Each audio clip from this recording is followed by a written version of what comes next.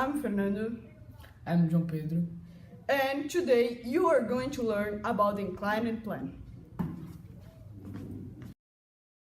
The inclined plane, also known as a ramp, is a flat surface inclined with angle which has edge in higher levels than the other. It's one of the simple machines and it works like a ramp. You can move things up and down more easily. The inclined plane has been used since the ancient times, like in Egypt, for example. But the first person to create a formal registration of the mechanics of the inclined plane was Leonardo da Vinci in the 15th century. Simon Stevin was also really important for the simple machine.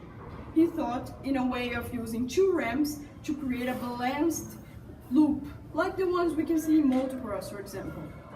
At first, the inclined plane was not considered one of the simple machines, because it's motionless, there's no motion in it, only a ramp with a slope.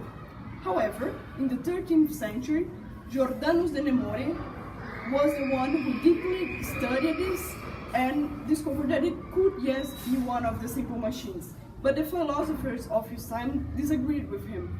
And only years after, with Galileo Galilei, that it was also considered a simple machine. It is more easy to move an object to a higher level by using a ramp, rather than vertical lifting it. Why? That's because you need to do some work, but using much less force as long as the smaller angle is the smaller force you need. Gravity pulls things, so lowering objects in inclined place is easier than up. It's using the ramp.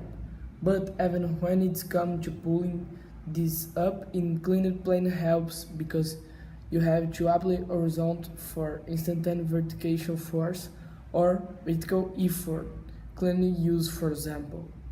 The parts of an inclined plane are the run, which is the length of the inclined plane's base, the rise, which is the vertical height of the inclined plane, the slant length, which is the part that goes in a diagonal. It can have friction or not, and the load, which is the object that is transported in the inclined plane. We can find inclined planes to all our daily lives. For example, the ramp people use to put things and take them out of truck in this inclined plane. Have you played in a slide? Well, it's another case of the simple machine. Skateboard parks, wheelchair ramps, and tools used for dropping the mail into the mailbox also illustrate this. However, is not only used to simple daily things. Its petrochemical industry would not to be the same without inclined plane science. They use inclined pipes to move the petroleum from coastal areas in the industries and cities. Let's find examples from the school. Yay! Ta-da! Boom!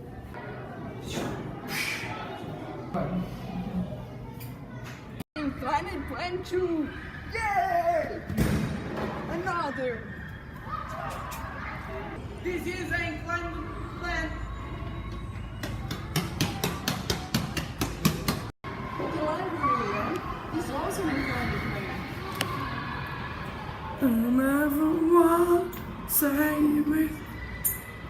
Luis. The inclined plane is present in our Goldberg machine, where the ram used to slide the little marble down until the pipes is considered one of them. And know what? The pipes are also ramps, right? So they are also inclined planes. The conveyor we use to bring up the little marble is also a ramp, and as a consequence, is an inclined plane.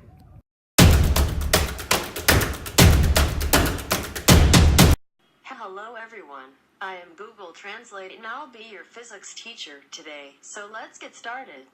In an inclined plane there are some forces being applied. We have the weight going down vertically.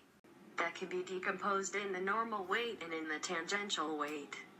And there is the normal force going upwards from the inclined plane. But we also have the friction that goes against the tangential weight. However, the normal force and the normal weight annulate themselves. So, the load will slide down in an acceleration that is the tangential weight minus the friction.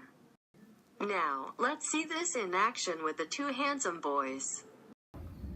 Let's try with this inclined plane.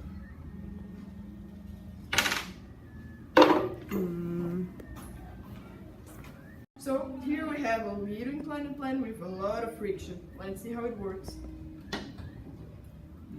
Or not works. Let's try with W. This happens because of the friction. Class is over. Bye everyone.